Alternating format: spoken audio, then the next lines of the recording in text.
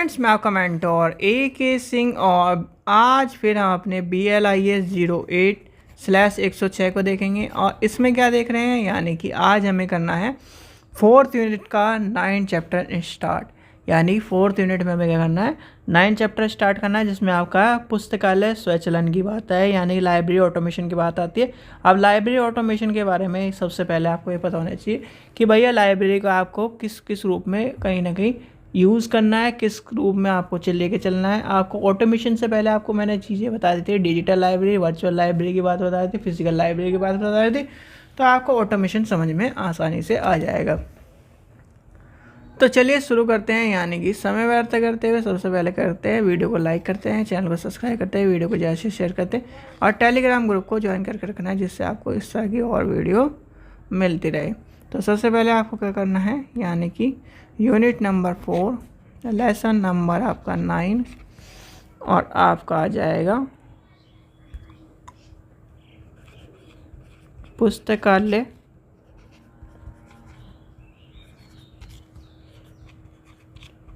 स्वचलन अवधारणा आवश्यकता एवं वर्तमान परिदृश्यता। ठीक है, तो ये कहीं ना कहीं बात आती है इस चीज़ की।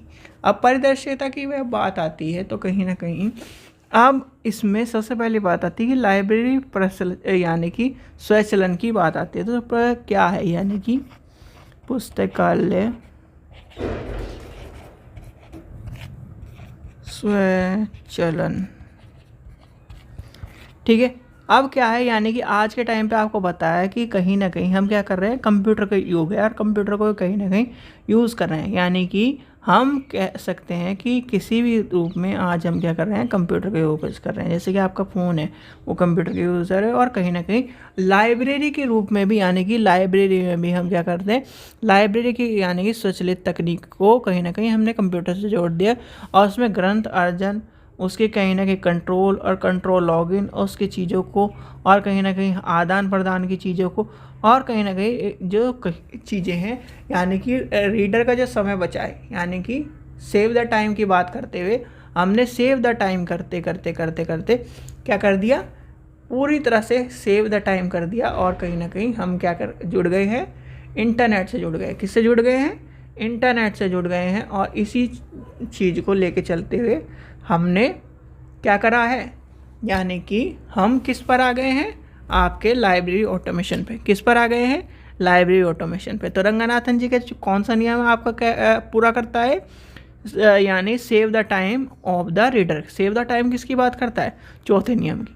तो कहीं ना कहीं यानी कि पुस्तकालय स्वचलन में जो पाठकों के जो चीज़ें हैं और जो कहे हैं, यानी कि समय बचा रहा है, समय बचाते बचाते हम क्या कर रहे हैं, और लाइब्रेरी ऑटोमेशन पे आ गए हैं।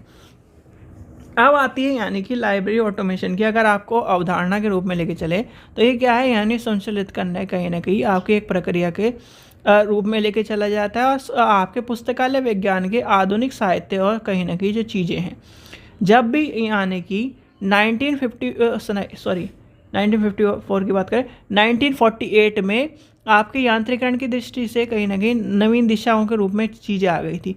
और ज्ञान की जो कहीं ना कहीं विश्व के महान ज्ञान चीज, और कहीं ना कहीं आपका डिजिटल कंप्यूटर का आविष्कार हुआ था, जिसके प्रयोग में ग्रंथ की सूचना डाटा कर संग्रहित करना, आपका उसकी सुप्रसिद्ध करना, उसके हस्तकौशल की चीज़ों को यूज़ करना, ये सब चीज़ें आपके कहीं ना कहीं उसका आयोजन करना सूची सेवा के रूप में उसे लेके चला गया। मेनली अगर हम ना भी मोटे मोटे तौर पर लेके चले तो अगर हम ये मान के चलते हैं कि 2000 के बाद, यानी कि 2000 के बाद क्या है, हमने कंप्यूटर को जोड़ा। ठीक है, अगर इतना भी ना पीछे माने तो कहीं ना कहीं हम क्या करते हैं, कंप्यूटर के दौर के रूप में क्या है, इसे लेके चलते हैं। और कंप्यूटर के दौर के रूप में हमने क्या करा है भाई, जितनी उसके डाटा थे, उसके सूचीकरण थी, ग्रंथ की सूची थी, सूचना थी, उसकी चीज़ें थी, उसे कहीं ना कहीं हमने क्या करा, डिजिटल कंप्यूटर के रूप में जो आविष्कारिक चीज़ थी, जो तकनीक थी, उसे कहीं ना कहीं आपके लाइब्रेरी ऑटोमेशन में फिट कर दिया। ठीक है, क्या कर दिया, फिट कर दिया। अब उदय और विकास की बात आए, यानी कि विकास की बात लेके चले तो विश्व के सर्वप्रथम अमेरिका में सूची और प्रलेख केंद्र में कंप्यूटर का प्रयोग करा गया था, जो कि था आपका 1950 में के दशक में शुरू किया गया था, जिसका यानी कि डॉक्टर HP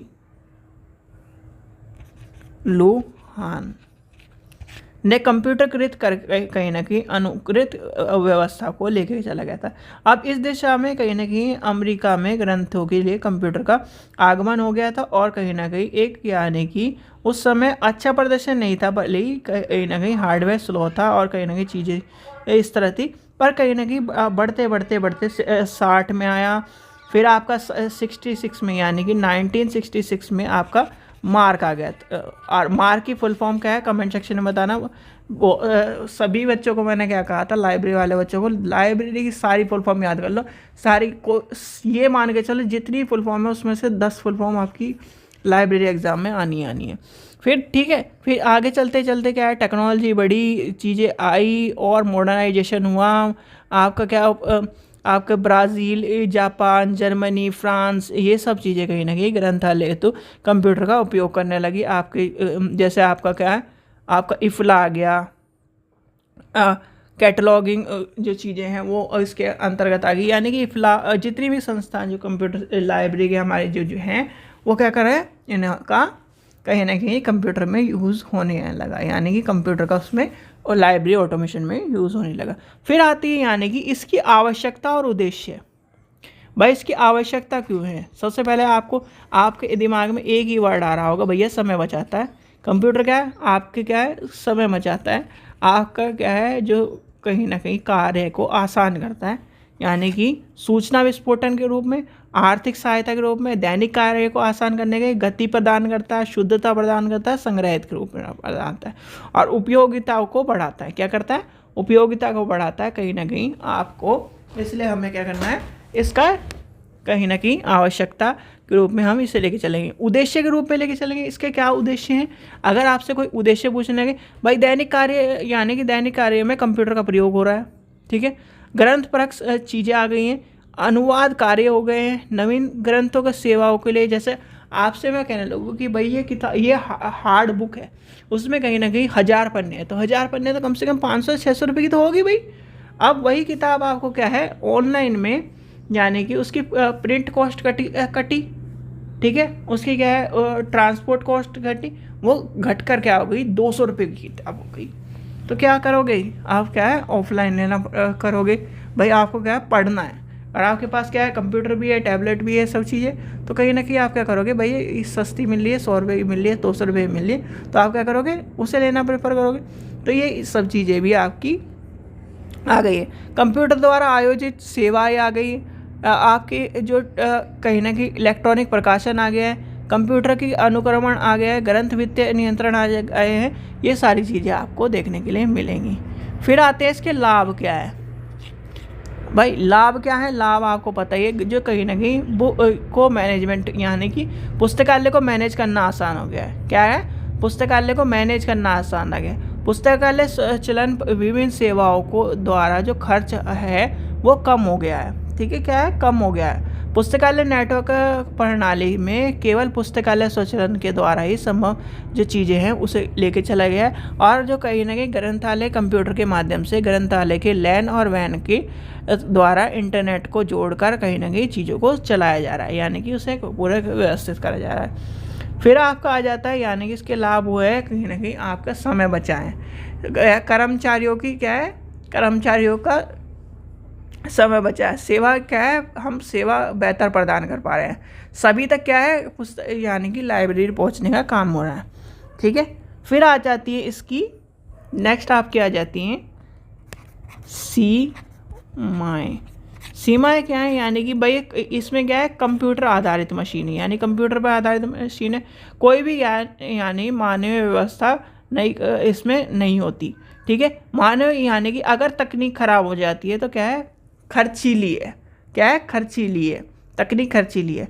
अगर क्या है यानी कि ये ऑटोमेटिक चलती है, इसमें कोई ना कहीं मानव, यानी कि मानव का रोल नहीं है, मानव का क्या रोल है, बस इतना है कि वो उसे देख रेख कर सकता है। ठीक है, फिर आ जाते हैं यानी कि और क्या है, यानी कि इसकी सीमाएँ क्या है, यानी कि सीमाओं में आपको देखने को मिले गलतियों को ढूंढने यानी ढूंढना हो तो कठिनाई होती है। क्या होती है, कठिनाई होती है। तो ये आपके आ जाएंगी चीज़ें। फिर आपकी आती हैं समस्याएं, सीमाएं होगी, आपकी आ जाएंगी समस्याएं। सबसे पहले आपका आ जाएंगे मानव संसाधन की कमी। अब मानव संसाधन की कमी क्या है, यानी कि भाई ग्रंथालय में स्वचालन सबसे बड़ी मात्रा में आपने देखा होगा कि हमारे यहाँ पहली बात तो पैसा ही मान लो, सीमाएं क्या है, पैसा ही। भाई पैसा नहीं है लाइब्रेरी के पास, अगर पैसा है तो कहीं ना कहीं संसाधन यानी कि मानव संसाधन नहीं है। भाई एक लाइब्रेरी में ये अफोर्ड करा जा सकता है कि भाई एक लाइब्रेरी में वैसे तो 3-4 चाहिए आदमी, पर आप क्या, आप जब फॉर्म देखोगे एक स्कूल में, स्कूल लाइब्रेरी में आप क्या करते हो, एक लाइब्रेरी मिलता है। तो भाई एक लाइब्रेरी से पूरा स्कूल थोड़ी थामा जाएगा, नहीं। तो ये भी कहीं ना कहीं मैन रिसोर्स की। फिर आता है वित्तीय संसाधन, जो आपको कहीं ना कहीं मैंने बता दिया कि कहीं ना कहीं पैसों की भी कमी है विचारों के बाद। बेचारे ही मान लो हम क्या है, एक तरह से लाइब्रेरी में जब भी चीज़ चलती है तो बेचारे की बात ही आती है। फिर आता है यानी कि पुस्तकालय ऑटोमेशन, जो वर्तमान दृष्टि क्या है उसकी, कहीं ना कहीं जब उसकी बात आती है यानी कि ग्रंथालयों में उसके हाउस कीपिंग का कार्य कंप्यूटर का उपयोग कर जाता है, सूचीकरण आ जाता है, समय के नियंत्रण आ जाता है, ग्रंथ आदान प्रदान की बात आती है आपकी, लिख देता हूँ जी, यानी कि फिर आपका आ जाता है वर्तमान परिदृश्यता।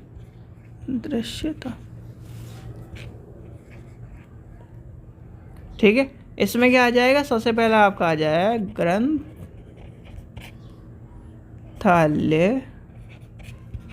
के हाउस कीपिंग के कार्यों में कंप्यूटर का उपयोग। ठीक है, जिसके अंतर्गत हमारी सूचीकरण आ जाएगा, समसामयिक नियंत्रण आ जाएगा, ग्रंथ आदान प्रदान आ जाएगा, सूचना सेवा यानी सूचना की सेवाएं जाएंगी। फिर आपका आ जाएगा ऑनलाइन सेवा, सूचना सेवा, और आपका आ जाएगा सूचना पुनर्प्राप्ति स्वचालनकरण, जिसमें आपका अनुकरण की जो चीज़ें हैं, आपका डाटाबेस की चीज़ें हैं, खोजने की बात आती है, आदान प्रदान की सुविधाएं, स्वचालन का सारांशीकरण सेवाएं, तो ये आपका आ जाएंगे इसके अंतर्गत। भाई सीधे सीधे मोटे मोटे तौर पर मान के चलो, भाई आपने लाइब्रेरी ऑटोमेशन कर ली, लाइब्रेरी ऑटोमेशन की ज़रूरत क्यों है? आप ये बात, मैं आपसे एक क्वेश्चन पूछूं, क्या आपने यानी कि आप कीपैड वाले फ़ोन से भी तो बात कर सकते हो, आपने अपने फ़ोन को डिजिटल फ़ोन क्यों लिया, टच फ़ोन क्यों लिया? तो आपका कहना ये होगा कि भाई टच फ़ोन से क्या है, हम क्या कंप्यूटर चला सकते हैं, यानी काम कर सकते हैं, और कहीं ना कहीं चीज़ों को आसान कर सकते हैं। भाई चीज़ें क्या है, आसान हुई हैं, हम क्या कर सकते हैं, एक ही जगह बैठ के वीडियो कॉल कर सकते हैं, सब चीज़ें कर सकते हैं। तो आपका ये कहना होगा। वैसे क्या है, लाइब्रेरी का क्या है, लाइब्रेरी हमारी क्या है, यानी कि फिजिकल से लेकर हम क्या किस बिना पे आ गए हैं, हमारे लाइब्रेरी को हमने ऑटोमेशन पे डाल दिया, और ऑटोमेशन में कहीं ना कहीं चीज़ें आसान हो गई है। जहाँ पर लाइब्रेरी का टाइम क्या था, सिंपल ये मान के चलिए हम 9 से 6 का टाइम मान के चलते हैं, या फिर 10 से 5 का टाइम मान के चलते हैं, तो वो टाइम हो गया है अब पूरा का पूरा 24 आवर। ठीक है, ऑटोमेशन आ गई है, सूचनाओं को आसानी से ढूंढ सकते हैं, क्या यानी कि जो वो करता है, यानी कि एक तरह से स्टूडेंट्स हैं जो कहीं ना कहीं पुस्तक है, उन्हें आसानी से खोजा जा सकता है, उसका क्या है, उसको संचालित किया जा सकता है, उसकी सेवा को अदा करा जा सकता है। तो ये सारी चीज़ें आपको देखने के लिए मिलेंगी। ठीक है, तो ये था आपका चैप्टर 9वां चैप्टर। आशा करता हूँ आपको वीडियो पसंद आई। वीडियो पसंद आए तो लाइक करें, चैनल को सब्सक्राइब करें, वीडियो को ज़्यादा से शेयर करें। Thank you.